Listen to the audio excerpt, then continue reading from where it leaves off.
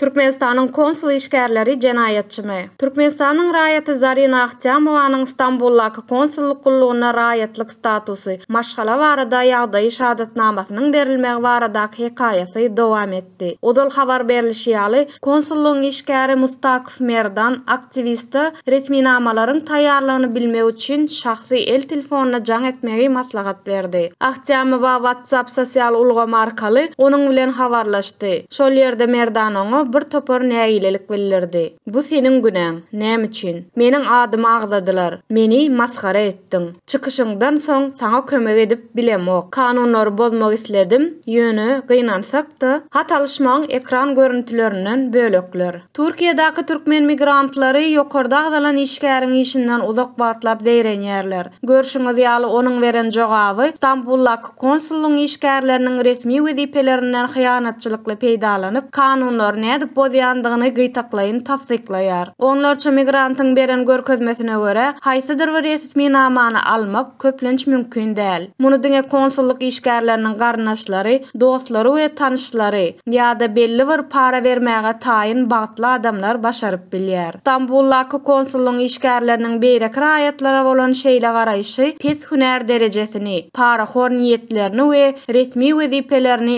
äsgermezlik edýändigini görkezýär. Özgedeginde Türkmenistanyň Daşary işler ministrligi köp ýyllaryň dowamynda konsulluk işgärlerine ýol açýar we keskitlenen kadalaryň we düzgünleriň gödük bozulmagyna göz ýumýar. 2021-nji ýylyň sentýabr aýynda aktivist Aziz Mahmedowyň pasportyny täzelemek üçin pasportyny şaýatlaryň öňünde tapşyranda bolup geçen wakany ýatlamak ýeterlidir. Şondan soň ol 3 gedek ol ýere gitdi. Ýöne diplomatlar resmi namany henidem ýygyna gaýtaryp bermeýärler. Mundan başga da her gedek konsulluğa bir aktivist peýda bolanyny polisiýa jaň edýärler. Umumyň aýdanyňda Türkmenistanyň daşary ýurtlardaky diplomatik wekilhanalaryň işgärleri bilen baglanşlykly has köp dawa jenjelli wakalar köpçülige ma'lum bolýar. Belarusiýada, Russiýada we beýleki ýurtlarda işleýän diplomatlar bu ýere gelýänlere gödök çemeleşmek, gorkuzmak, ağlamak we talamak adaty zat hasaplaýarlar. Ýogsa da bu adamlar diňe işte däl, eýsem maşgalalaryna da şeýle hereketlere ýol berýärler. Mysal üçin geçen ýyl Türkmenistanyň Fransadaky elçisi Şöhrat Jumaýew aýalyna we gyzyna garşy zorluk ulanmakda şüphelenipdi. Netijede ol jerasaty ýatyryldy we maşgalasynyň agzalary bu ýurtda gaçyp atalga sorapdyr.